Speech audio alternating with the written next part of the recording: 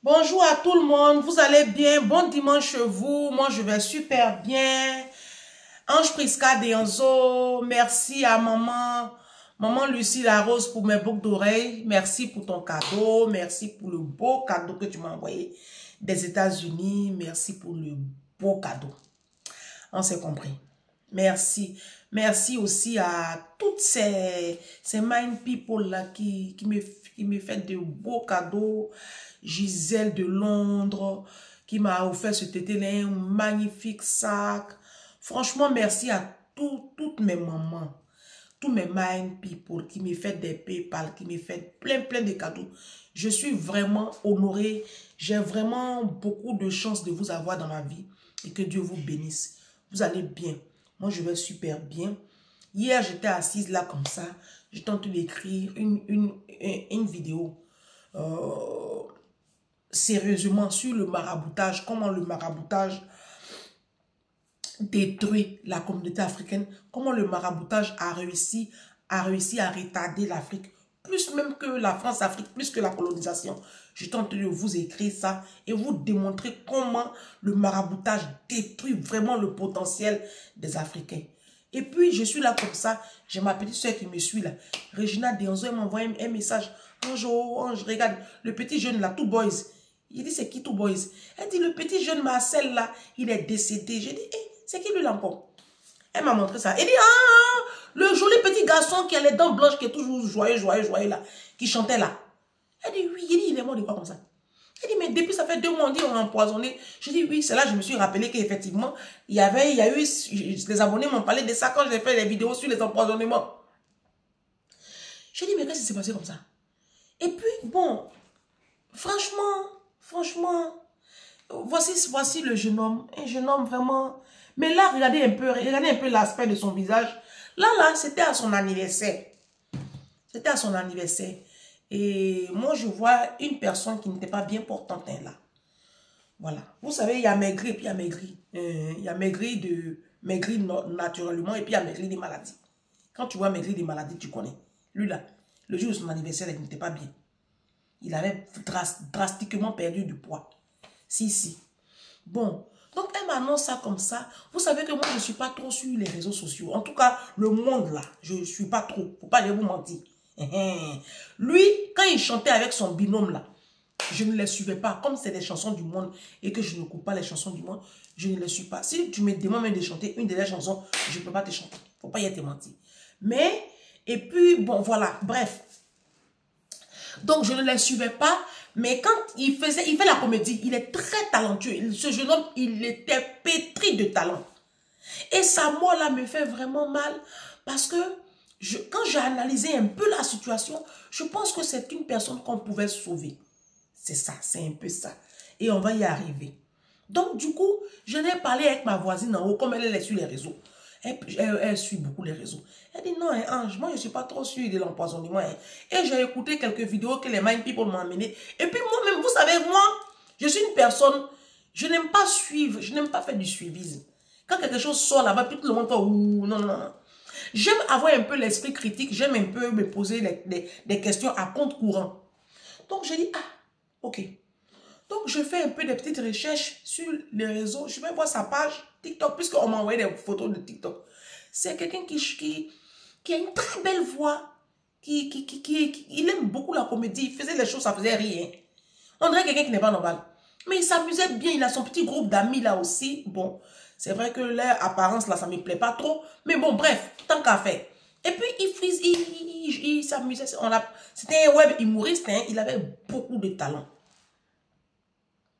Et on apprend hier samedi 16 qu'il est décédé à la Pisa. Et qu'il aurait été empoisonné. Mais j'ai aussi écouté une vidéo où on parle de tuberculose osseuse. Voilà, où la Pisa a carrément diagnostiqué une tuberculose osseuse, mais qui n'a pas été diagnostiquée, je pense que à temps. Donc la tuberculose osseuse qui est une maladie très dangereuse. Et voilà. Alors, déjà, je tenais à présenter toutes mes condoléances à la Côte d'Ivoire, sa famille biologique, à tous ses amis du showbiz, vraiment, Yako aux Ivoiriens. Yako. Bon, tant qu'à faire, ça fait mal, on va tous partir. Hein. Nous tous, on va partir. C'est quand là, on ne sait pas. Sinon, on va tous partir. Mais il était vraiment très jeune. On parle de 30 ans. C'est très jeune, c'est beaucoup trop jeune. Et aujourd'hui, c'est que les jeunes qui s'en vont. Si vous remarquez bien, beaucoup de jeunes. Les vieux, là, ils ne meurent plus. C'est les jeunes seulement qui s'en vont. Et c'est pour cela que des fois, sur ma page ici, moi, je vous parle de Jésus. C'est pour ça. Bon, tant qu'à faire. Donc, il y a quoi à tout le monde? J'aime bien chercher. J'aime pas le suivisme, comme je le dis. J'aime bien quand la toile s'enflamme comme ça, sur un état de fait, moi j'aime partir à compte courant, d'accord, de ce que les gens disent sur les réseaux.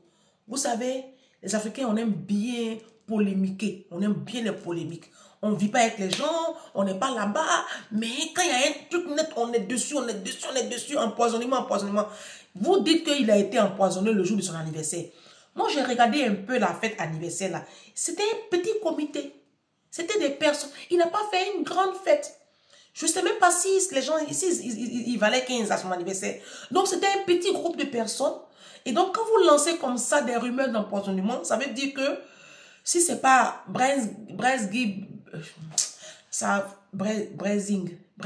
il y a une fille, on dit Brezing. Excusez-moi, attendez. Bon, j'ai laissé. Il y a une autre là, c'est son ami, il s'appelle Kevin Aubert. Bon, donc, ça veut dire que c'est ceux-là. Hein? Bon, ça met les gens mal à l'aise aussi souvent. Vous voyez un peu. Bon, son ami aussi, avec qui il chantait là, ils se sont séparés. Quand on leur demande pourquoi ils se sont séparés, personne ne veut parler. Bon, quand c'est comme ça, c'est que c'est des choses très honteuses. Sinon, si ça a fait d'argent, ils vont dire ça a fait d'argent. Voilà, c'est des choses souvent pas très catholiques. C'est ici. Bon, vous-même, vous savez quel genre de vie les gens vivent en Afrique là-bas. Vous savez. Surtout Côte d'Ivoire. On voit, c'est parce qu'on n'a pas envie de parler. Donc, bref, le jeune homme, on parle de tuberculose osseuse. Et à son anniversaire, il avait vraiment le visage très amaigri. Et lui-même, il se plaignait de douleur, de fatigue. Voilà. C'est de ça que je vais parler. Vous savez, les Africains, on a un système de pensée là. Il faut qu'on change. Sinon, on va toujours accuser les sorciers. Et on va toujours accuser les empoisonnements. Si. Pourtant, des fois, ce n'est pas le cas. Des fois, il n'en est absolument rien.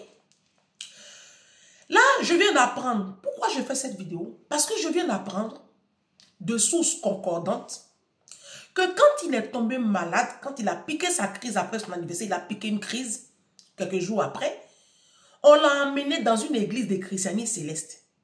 On l'a emmené dans une église. Et c'est là-bas, on priait sur lui. Très chers Africains. Non, je vais vous parler. Vous savez, Dieu est fort. Je ne me remets pas en cause Dieu. Dieu est fort. Mais quand vous êtes malade, allez faire un bilan de santé en bonne et due forme. Il y a deux choses ici que je vais remettre en cause. Cette mentalité que vous avez, quand quelqu'un est malade, tu as écouté Kangoka? Il faut écouter Kangoka. Il faut mettre Kangoka dans tes oreilles. Il faut mettre... vous allez m'arrêter ça, hein? Non. Je ne dis pas que Kangoka ne guérit pas, hein? Mais je dis que vous commencez à être... Ça dit, les Africains même, je n'arrive pas à vous comprendre. Les Blancs nous ont envoyés à faire de Jésus, là. Mais on les a dépassés. Vous savez que les gens disent que Jésus, là, c'est le Dieu des Blancs. Et que nous, on a notre Dieu. Et que nous, les Blancs, on a envoyé Jésus pour nous abrutir.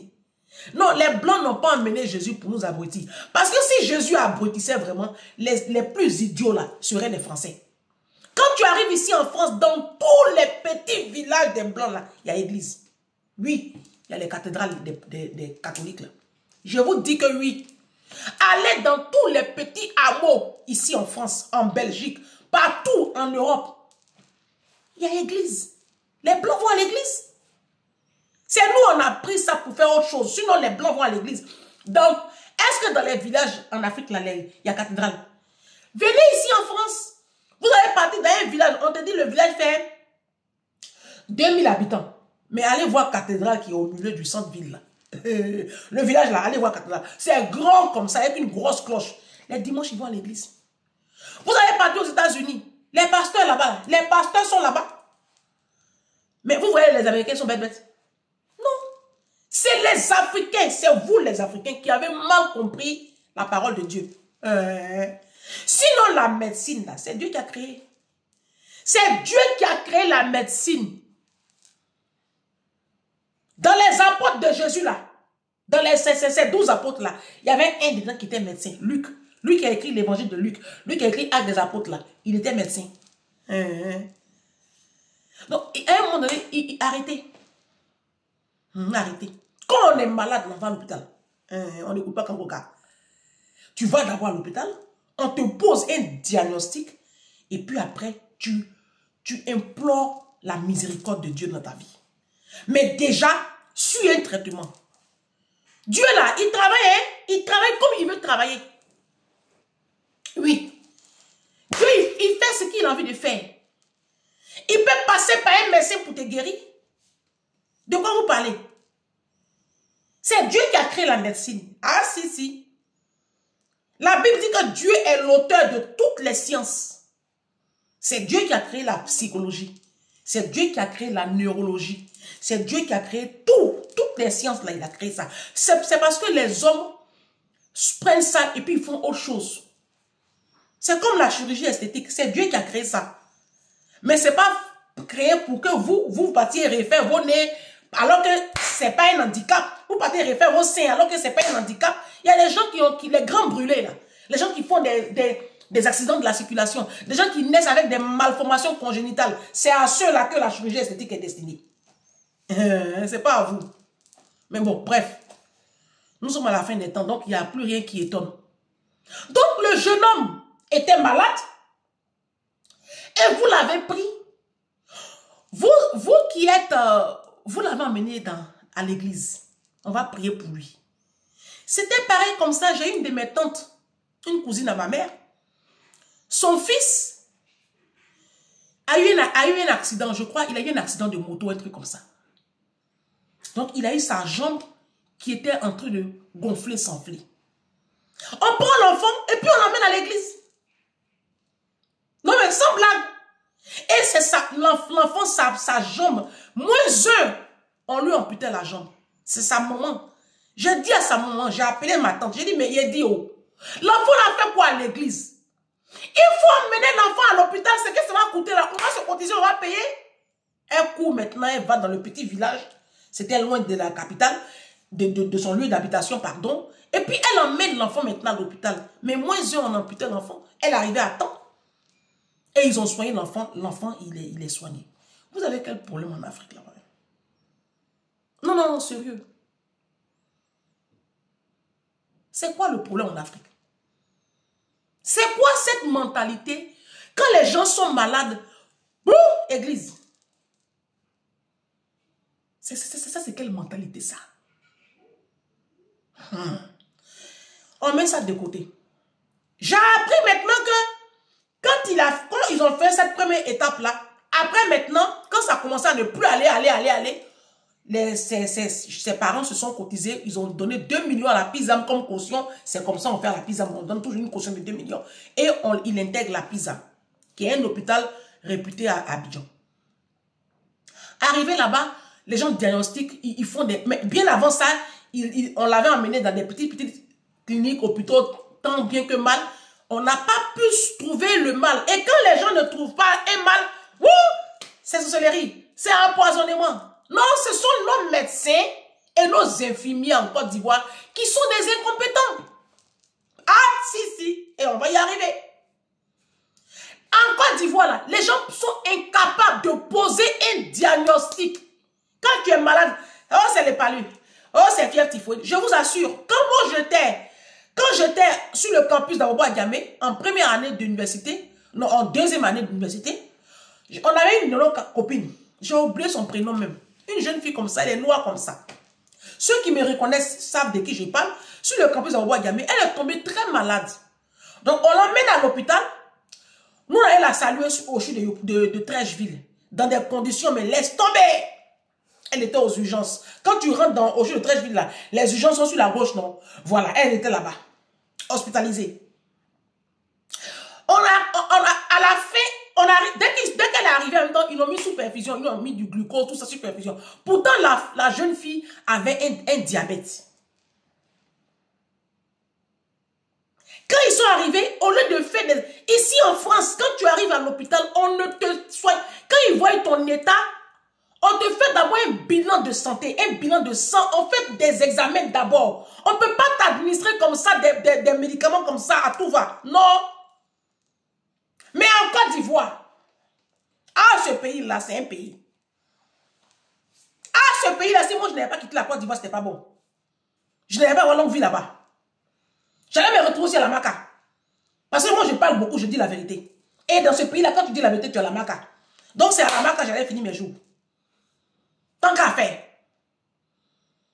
Vous, le corps médical, là même, de Côte d'Ivoire, là, vos diplômes, là même, c'est où vous avez eu ça même? Moi c'est la question toujours que je vous pose. Il n'y a pas quelqu'un qui a venu me répondre dans les commentaires. Parce que même quand vous allez au Canada, on vous rétrograde. Vous, les médecins de Côte d'Ivoire, là. Quand vous arrivez au Canada, là, j'ai dit on vous rétrograde. Vous êtes des incompétents. Vous ne pouvez même pas vous placer devant un infirmier de France. Vous, les médecins d'Abidjan, là. Vous, les médecins de la Côte d'Ivoire, là. Vous ne pouvez pas vous placer devant un infirmier de France. C'est moi, je vous dis. C'est moi, je vous dis. Tellement que vous êtes nuls et incompétents. Faculté de médecine, là même, vous apprenez quoi là-bas? Ça, c'est les conséquences de la corruption. Ça, là aussi, vous allez venir dire que c'est la colonisation. C'est la France-Afrique. Ça, là aussi. Ah, bah, tiens, tant qu'à faire, tout ce qui est mauvais, c'est France-Afrique colonisation. C'est les Blancs. Les Blancs sont à la base de tous les maux qui minent l'Afrique. Jamais une remise en cause. Jamais, non, non, non. L'orgueil fait que vous ne pouvez jamais vous remettre en cause. Tellement vous êtes suffisant. Bande de nullards. Le jeune homme, vous avez été incapable de poser un diagnostic clair et net et puis faire un suivi médical en bonne et due forme. Mais moi je dis, vous qui êtes sur les réseaux sociaux, vous les artistes, vous qui avez l'argent, parce que vous avez l'argent, vous faites des grosses fêtes, vous portez les marques, vous vous sapez, vous avez l'argent, c'est ce que vous nous dites, non? Mais quand il y a un truc comme ça, là, emmenez vos parents ici en Europe, hein. Oui, oui. Emmenez vos amis et vos parents se faire soigner ici en Europe. J'ai une copine dont je tairai le nom. Je vais taire son nom parce qu'elle ne m'a pas dit d'expliquer l'histoire. Mais il y a longtemps, elle a expliqué l'histoire. Elle a une copine en Côte d'Ivoire qui a... Son mari est posé financièrement. La copine tombe malade. Elle est malade. Et elle va voir le médecin à la clinique. Et puis on lui dit qu'elle a un cancer. Non, non, sérieux. Je ne sais pas dans quel coup. Mais en tout cas, on lui a diagnostiqué un cancer. Et les gens ont commencé à prier. Bon, elle ne se sentait pas bien. Son mari dit, bon, on va faire le visa, tu vas aller en France, on va te faire un suivi là-bas. Donc son mari l'emmène en France. Arrivé en France, elle a une de ses cousines ici, donc elle débarque chez sa cousine, donc ils l'emmènent maintenant à l'hôpital faire des examens, pousser. Arrivé là-bas, le médecin prend les résultats des... Non, moi je ne suis pas une menteuse. Moi j'ai Jésus, je ne mens pas. Moi, je ne peux pas raconter des choses qui n'est pas vrai. J'ai perdu mon salut à cause de quoi? À cause de YouTube, Facebook. Elle vient avec une grosse pochette comme ça, d'après eux, de trucs. Non, d'abord même, c'est pas une grosse pochette, c'est juste quelques feuilles, là, faut pas y me mentir. Elle donne aux médecins d'ici, les blancs, là. Les médecins, après, ils regardent. Ah bon? D'accord. Donc, eux, ils voient un cancer. Donc, tout de suite, le protocole est en marche. Mais vous savez, les blancs, ils nous connaissent. Tout ce qui vient de l'Afrique, là, les blancs contrôlent. Ils nous connaissent, blancs. Moi, il y a un ami médecin ici, là. Quand tu causes avec lui, il dit non, vous c'est pas la peine. Vous êtes, je sais pas d'où vous venez, quoi. Ils ont repris tous les examens, bactéries, IRM, je ne sais quoi, tout, ils ont tout repris. Aucun brin de cancer. Vous avez entendu, c'est le son qui ne vous a pas plu. Ils n'ont rien découvert ici. Et le médecin qui demande, mais attends. Non, le patron de l'unité qui trouve que c'est gravissime, ça c'est gravissime. Donc, on contacte le patron, le médecin contacte son grand patron. Il dit, mais madame, vous venez, c'est ça d'où? Ça là, ce résultat de cancer là, vous l'avez eu où? Elle dit, mais l'hôpital est dessus. Le médecin maintenant, le patron ici, appelle la clinique à Abidjan, dont je tairai le nom. C'est vos cliniques là, vos pizzas, vos groupes là, vos cliniques, Fafara, vos conneries de cliniques là-bas là. Il n'y a pas un aujourd'hui qui est mieux que son camarade. Il appelle, il dit, je vais parler, j'appelle de la France, je vais parler au responsable du service, Et puis ça tourne, il n'y a pas quelqu'un qui va répondre. Vous savez, l'accueil en Afrique, l'accueil, c'est minable. Je ferai une vidéo là-dessus. Comment les gens traitent les gens au téléphone. Donc ça a énervé le médecin. Et puis il les a envoyés balader. Il les a pas loupés. Il dit, mais vous êtes une bande d'incompétents dans ce pays, c'est pas possible. Mais vous pouvez donner des crises cardiaques aux gens, mais la femme, elle n'a rien, quoi.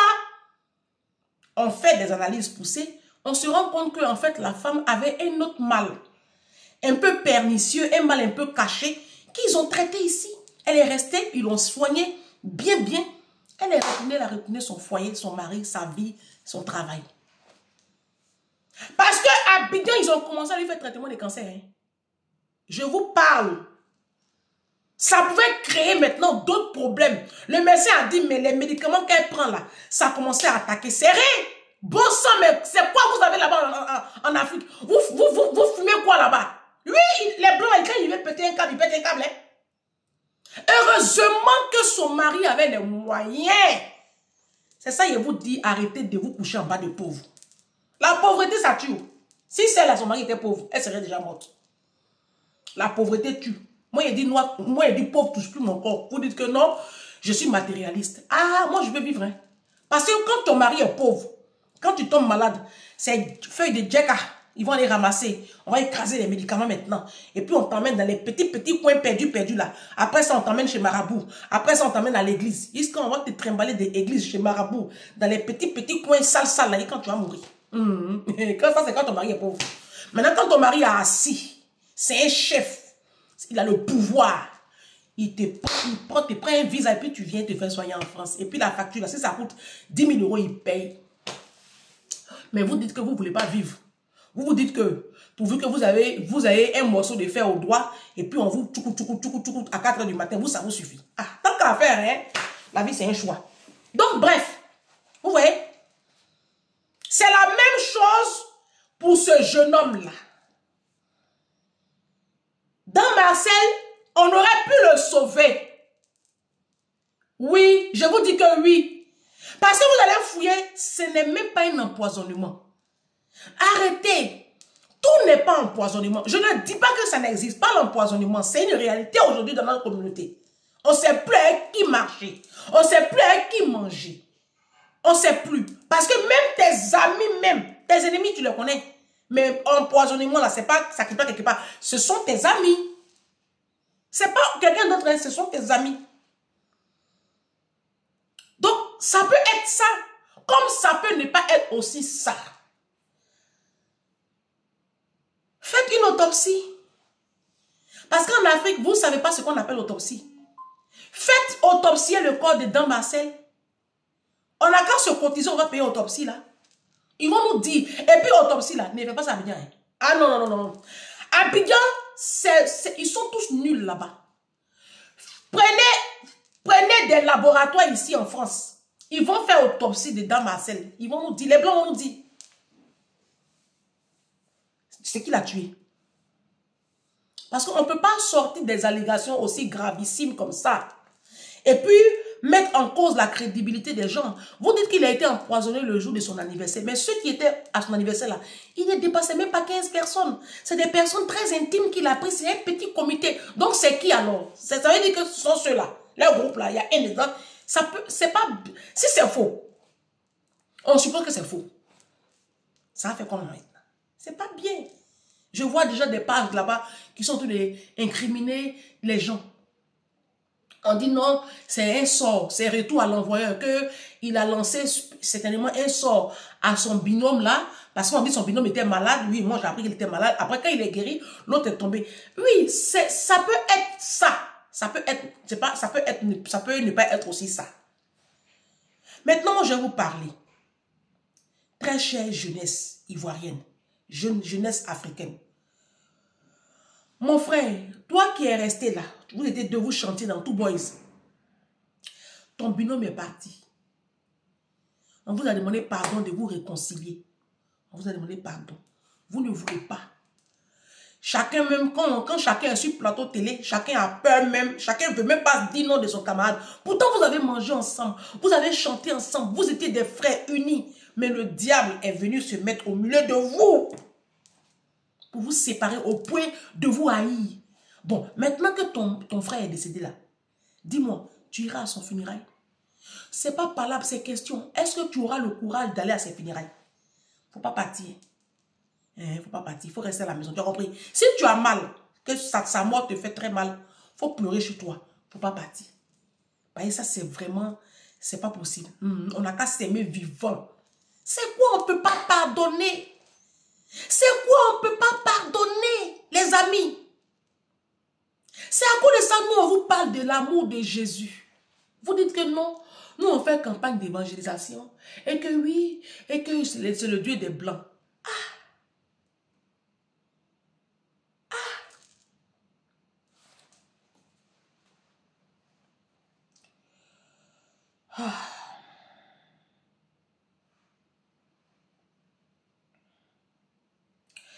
Je vous écris, Père, parce que vous avez connu celui qui est dès le commencement. Je vous écris, jeunes gens, parce que vous avez vaincu le malin. Je vous ai écrit, petit enfant, parce que vous avez connu le Père. N'aimez point le monde, ni les choses du monde. Là, je vous lis 1 Jean 2, je vous ai dit le verset 13. Là, je suis en train de vous lire le verset 15. N'aimez point le monde, ni les choses du monde.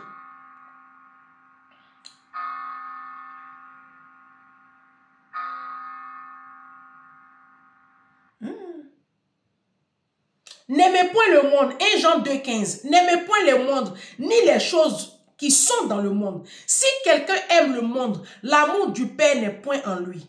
Car tout ce qui est dans le monde, la convoitise de la chair, la convoitise des yeux et l'orgueil de la vie, ne vient point du Père, mais vient du monde. Je vais vous lire. Et le monde passe, et sa convoitise aussi. Mais celui qui fait la volonté de Dieu demeure éternellement. Les jeunes, vous savez, n'attendez pas qu'on vous annonce un mal pour courir derrière les pasteurs, pour courir derrière Jésus. Non. N'attendez pas. Dieu aussi, là, il aime les corps sains. Moi, je n'ai pas de problème. Je suis en bonne santé. Et pourtant, j'ai donné ma vie à Jésus. Oui. Votre problème, c'est ça. Vous attendez quand on vous annonce la mort, là. Quand vous êtes à l'article de la mort, là. C'est là que vous courez derrière les hommes de Dieu. Après, Dieu, il fait ce qu'il veut. Vous comprenez? Faites beaucoup attention à ce monde-là. La convoitise du monde. La convoitise du monde, le péché, les vices de ce monde. Vous êtes trop dans le monde. C'est trop. Vous savez que le salaire du péché, là, c'est la mort. Hein? On va tous mourir, mais c'est la mort. Prématuré. À cause de l'amour, les convoitises de la chair, le monde, saper, l'alcool, la cigarette, youbi, les vices contre nature, le sexe, la drogue, la corruption, le vol, blanchiment d'argent, porte à porte, c'est trop. Côte d'Ivoire, c'est trop. Il y a trop de choses en Côte d'Ivoire. Les gens quittent en prison, ils construisent maison. Les gens animent télévision, ils achètent des voitures. On ne sait pas d'où vous sortez votre argent là même. On ne sait pas. Côte d'Ivoire, là, on ne sait pas. Vous avez une vie désordonnée. Nous sommes à la fin des temps, Satan réclame. Dans le livre de 1 Roi 3, verset 14, la Bible dit, Dieu dit à Salomon, Salomon, si tu marches dans mes voies et mes commandements, comme l'a fait David ton père, je prolongerai tes jours. C'est dans 2 Chroniques 7 aussi, 2 Chroniques 7, verset 14 là-bas, ou 23, ou je ne sais pas, il en parle aussi. C'est dans 1 Roi 8, c'est dans toute tous les 1 Roi 2 Chroniques là, c'est dedans. où Dieu parle à Salomon. Vous voyez, Dieu dit que si on marche avec ses commandements, dans sa parole, il va prolonger nos jours. Ce sont des promesses, c'est vrai. Je vous dis que c'est vrai. C'est vrai, mais vous ne voulez pas. Vous vivez dangereusement. Hein? Ce n'est pas campagne d'évangélisation, mais c'est vraiment les jeunes. On n'a qu'à se ranger. On n'a qu'à se ranger. La vie là même, il y a quoi dedans? Regardez. Si ce n'est pas Pamela qu'on trouve dans la poubelle là-bas, c'est... S'il y a trop de choses qui se passent, c'est mieux. Mon petit garçon, tu vas prendre ta petite femme, tu vas te marier, tu vas rester tranquille, hein, elle. C'est mieux, ma chérie. Tu vas, je sais pas moi, si tu n'as pas de mari, tu vas rester dans la chasteté, puis tu vas arrêter de voler, de mentir, de tricher, de faire mauvais. Chacun n'a qu'à rester dans son couloir de sanctification. C'est mieux. C'est mieux. Moi, c'est pas palabre. Hein. Vous voyez, le roi Ézéchias, dans le livre de 1 roi, je ne sais même plus si c'était... Oh, je ne sais plus. Ézéchias, là, c'est pas 2 rois. Ézéchias, là, c'est pas 2 rois 20. Dans le livre de 2 rois 20, si je ne me trompe pas, Ézéchias, il va mourir, il était malade. Et puis Dieu envoie Ésaïe. Va dire à mon serviteur que la maladie, là, c'est pour la mort. Donc, Ésaïe s'en va. Il s'en va dire au Ézéchias. Quand Ézéchias a entendu la parole d'Ésaïe, il a commencé à pleurer. Et puis il a commencé à prier. Donc, Ézéchias qui dit qu'il marchait avec Dieu. Donc, il dit au Seigneur. Parce que quand Ésaïe a fini, Ésaïe est parti. Ézéchias qui dit, Seigneur, rappelle-toi que j'ai marché avec intégrité de cœur. Je ne veux pas mourir, Seigneur. Donc, le Seigneur maintenant entend la prière de son serviteur. Il envoie encore. Il dit à Ésaïe, Ésaïe n'était pas encore sorti du palais du roi. Va dire à mon serviteur que j'ai entendu ses pleurs. Je rallonge sa vie de 15 années. Ma soeur, mon frère, il faut avoir une vie de telle sorte que quand demain tu es dans l'agonie, tu es en train de marcher dans le couloir de l'ombre de la mort, tu puisses rappeler au Seigneur ta marche et ton intégrité de cœur dans sa parole. Les promesses de Dieu sont vraies. Vous avez compris? Tout n'est pas empoisonnement. C'est nous aussi, notre façon de vivre là, qui nous précipite dans la tombe à 30 ans. Tout n'est pas empoisonnement. Vous avez compris?